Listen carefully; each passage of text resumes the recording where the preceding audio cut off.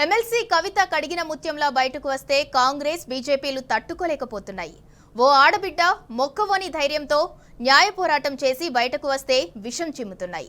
ఇన్నాళ్ళు కవితకు బెయిల్ రాకపోతే రాలేదని ఎగతాళి చేశారు. ఇప్పుడు బెయిల్ రాగానే మిలాఖత్ అయ్యారంటూ బురద చల్లుతున్నారు. అటు సీఎం రేవంత్, ఇటు బండి సంజయ్ ఇద్దరిది అదే ధోరణి. వేర్వేరు కేసుల్లో బెయిల్పై ఉన్న రేవంత్, బండి ఇప్పుడు కవిత బెయిల్పై మాట్లాడటం విమర్శలకు తావిస్తోంది. ఢిల్లీ లిక్కర్ కేసులో ఎమ్మెల్సీ కల్వకుంట్ల కవితకు సుప్రీంకోర్టు బెయిల్ మంజూరు చేసింది. ఈ క్రమంలో కవిత ఓ ఫైటర్లా పోరు చేశారు. రాజకీయ దురుద్దేశంతో విచారణ సంస్థలు పెట్టిన అక్రమ కేసులను ఎదుర్కొన్నారు. 5.5 నెలల పాటు పోరాటం చేశారు. నిర్బంధాలను లెక్క చేయలేదు. నీతి నిజాయితీకి కట్టుబడి పిడికిలి బిగించి పోరాడారు.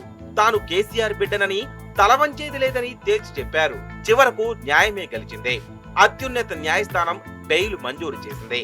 కడిగిన ముత్యంలా కవిత బయటకు వచ్చారు. నేను కేసీఆర్ బిడ్డను, నేను తప్పు చేసే ప్రసక్తే లేదు. నిప్పుల ఉప్పెన జెండానే ఎత్తుకొనొస్తోంది, కడిగిన ముత్యంలా కదిలి కవితకొస్తోంది.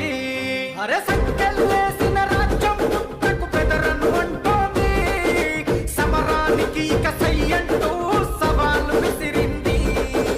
బగ బగ బగ బగ బాలుడిలా ఉరిమే ఉరుమై ఊటనలా, బగ బగ బగ బగ బాలుడిలా ఉరుమై ఊకెను ఊటనలా.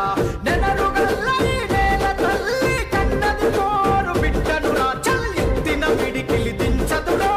ఎవ్వడు ఎదురుగా ఉన్నారా, ఎత్తులు చిత్తులు చెల్లవురా. చరిత్రనాయక కదిలెనురా, ఎత్తిన పిడికిలి దించదురా. ఎటువంటి ఇబ్బందులకు నన్ను నా కుటుంబాన్ని కాల్ చేసిన వారికి తప్పకుండా వడ్డీ సమేతంగా చెల్లిస్తాం. సమయం వస్తుంది, తప్పకుండా చెల్లిస్తాం. లిక్కర్ కేసును అడ్డం పెట్టుకుని రాష్ట్రంలో కాంగ్రెస్, బీజేపీ ఎన్నో డ్రామాలాడాయి. పార్లమెంటు ఎన్నికల్లో రాజకీయ లబ్ధి పొందాయి. అక్రమ కేసులో కవిత నిరికించి 10 ఓట్లు, 4 సీట్లు ఎక్కువ పొందాయి. కానీ నిజం నిప్పు లాంటిది. అబద్ధాలు, అక్రమ కేసులు అత్యున్నత న్యాయస్థానం ముందు నిలవలేదు. కవితపై చేసిన ఆరోపణలకు ఏ చిన్న ఆధారాన్ని కూడా దర్యాప్తు సంస్థలు సుప్రీంకోర్టుకు సమర్పించలేకపోయాయి.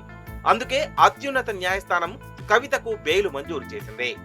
అప్పట్లో కవితపై అక్రమ కేసులు పెట్టడం, ఎన్నికల ముందు ఆమెను అరెస్ట్ చేసి జైలుకు పంపడంపై అనేక విమర్శలొచ్చాయి. కాంగ్రెస్, బీజేపీ రహస్య ఒప్పందంలో భాగంగానే ఇదంతా జరిగిందని బీఆర్ఎస్ నేతలు ఫైరయ్యారు. పార్లమెంటు ఎన్నికల్లో లబ్ధి పొందేందుకు బీజేపీ, కాంగ్రెస్ కూడబలుక్కుని ఒక్కటయ్యాయి. ఎన్నికల ప్రచారంలో లిక్కర్ పాలసీని అస్త్రంగా మార్చుకున్నారు. కవిత పైన, బీఆర్ఎస్ పైన ఇష్టం వచ్చినట్లు చిల్లర మల్లర కామెంట్ చేశారు. కవిత కేసు విషయంలో బీజేపీ, బీఆర్ఎస్ ఒక్కటయ్యాయని కాంగ్రెస్ ఆరోపిస్తే, కాంగ్రెస్, బీఆర్ఎస్ కుమ్మక్కయ్యాయని బీజేపీ పసలేని వాదనలు చేసింది. అటు కాంగ్రెస్, ఇటు బీజేపీ ఇలా 2 జాతీయ పార్టీలు ఉమ్మడి టార్గెట్ బీఆర్ఎస్ అయింది. ఈ కుట్రల ఫలితంగానే పార్లమెంటు ఎన్నికల్లో బీఆర్ఎస్ కు నష్టం జరిగింది. నిజానికి ఎమ్మెల్సీ కవిత అరెస్ట్ కాకముందు నుంచి కాంగ్రెస్, బీజేపీలు ఓ పథకం ప్రకారం బీఆర్ఎస్ ను టార్గెట్ చేశాయి. బీజేపీతో ఒప్పందంలో భాగంగానే ఆమెను అరెస్ట్ చేయడం లేదని అప్పట్లో కాంగ్రెస్ నేతలు ఆరోపించారు. తీరా కవితను అరెస్ట్ చేసినాక బెయిల్ కోసం కమలం పార్టీతో బీఆర్ఎస్ చర్చలంటూ హస్తం నేతలు కారు కూతలు కూశారు. లిక్కర్ స్కామే బోగస్, అది నరేంద్ర మోడీ సృష్టి. ఎవరైతే స్కామ్ అండి, అసలు నా కూతురు ముత్యంలాగా బయటకు వస్తుంది. అడిగిన ముచ్చట ఆమెకు సంబంధం లేదు, ఆమెకేం తెలియదు, ఏమాత్రం సంబంధం లేదు. ఆమెను మొట్టమొదలేమో విట్నెస్ కింద అని సిబిఐ వాళ్ళు ఇలా అపరాధి అంత ఇండికేటింగ్. పార్లమెంటు ఎన్నికల్లో కవితపై సీఎం రేవంత్ రెడ్డి దిగజారుడు కామెంట్లు చేశారు. కవిత బెయిల్ కోసం బీజేపీతో బీఆర్ఎస్ కలిసిందంటూ నోటికొచ్చినట్లు మాట్లాడారు. కవిత కోసం బీఆర్ఎస్ ను బీజేపీలో మెర్జ్ చేస్తున్నారని చిల్లర రాజకీయాలు చేశారు. జైల్లో ఉన్న కవితను చూసేందుకు కేటీఆర్, హరీష్ రావు ఢిల్లీకి వెళితే దాన్ని కూడా రేవంత్ తప్పుబట్టారు. బీఆర్ఎస్ ను బీజేపీలో కలిపేందుకు చర్చలు చేస్తున్నారని తప్పుడు ప్రచారం చేశారు.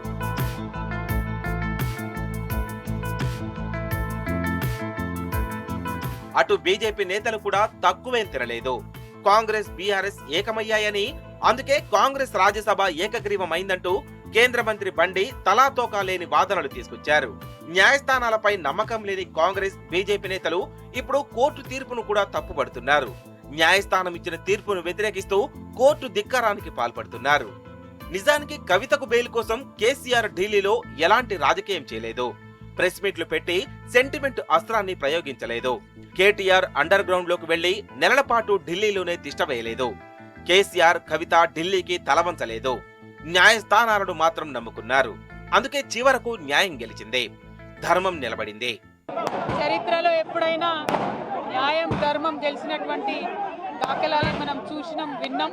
అది భారతదేశ చరిత్ర అయినా తెలంగాణ చరిత్ర అయినా న్యాయబద్ధమైనటువంటి పోరాటం, ధర్మ పోరాటం ఎప్పుడు కూడా విజయం సాధిస్తుంది. ఆ విషయంలో కూడా ఎటువంటి తప్పు చేయలేదు కాబట్టి ఖచ్చితంగా ఒకరోజు న్యాయం గెలుస్తుంది, ఒకరోజు ధర్మం గెలుస్తుంది, నిజం నిలకడ మీద గెలుస్తుంది అని చెప్పి నేను తెలంగాణ ప్రజలందరికీ కూడా తెలియజేస్తా ఉన్నాను. ఆ రోజు కోసం ఖచ్చితంగా పోరాటం చేస్తూనే ఉంటాం. ప్రజాక్షేత్రంలో ఇంకా బలంగా పనిచేస్తాం. కేసీఆర్ గారి నాయకత్వంలో రాష్ట్ర వ్యాప్తంగా జరుగుతున్నటువంటి అనేక పోరాటాల్లో కూడా పాల్గొంటాం. అల్టిమేట్ గా ఏ తప్పు చేయనటువంటి నేను కడిగిన ముత్యంలా ఈ అపవాదులన్నిటి నుంచి కూడా బయటకు వస్తాననేటటువంటి విశ్వాసం నాకు ఉన్నది. Thank you. జై తెలంగాణ. అటు కవిత బెయిల్పై బురద జల్లిన సీఎం రేవంత్ రెడ్డి, కేంద్ర మంత్రి బండి సంజయ్ పై విమర్శలు వెల్లువెత్తుతున్నాయి. ఎందుకంటే ఓటుకు నోటు కేసులో అడ్డంగా దొరికిపోయి జైలుకు వెళ్లి వచ్చారు రేవంత్. ఆ తర్వాత బెయిలు మీద బయటకొచ్చిన ఆయన కవిత బెయిలుపై నోటికొచ్చినట్లు మాట్లాడడంపై విమర్శలు వినిపిస్తున్నాయి. అటు బండి సంజయ్ కూడా అలాంటి బాబతే. 10th పేపర్ లీక్ కేసులో ఆయన పాత్రపై అనుమానాలున్నాయి. దీనికి తోడు దుబ్బాక ఎలక్షన్ సమయంలోనూ ఆయనపై ఆరోపణలొచ్చాయి. ఒక రకంగా చెప్పాలంటే బండి సంజయ్ కూడా జైలుకు వెళ్లి ఆ తర్వాత బెయిలుపై బయటకు వచ్చిన వ్యక్తే. మరి రేవంత్, బండి సంజయ్ కేసీఆర్ కాళ్లు మొక్కి బెయిల్ తెచ్చుకున్నారా? దీనికి జవాబు చెప్పేదమ్ముందా బండి సంజయ్, రేవంత్ రెడ్డికి? అసలు వాస్తవాలు ఇలా ఉంటే నోటికొచ్చినట్లు మాట్లాడడం, పిచ్చి వాగుడు వాగడం, ప్రజలను కన్ఫ్యూజ్ చేయడం సీఎం రేవంత్, కేంద్ర మంత్రి బండి సంజయ్కే చెల్లిందన్న విమర్శలు వినిపిస్తున్నాయి.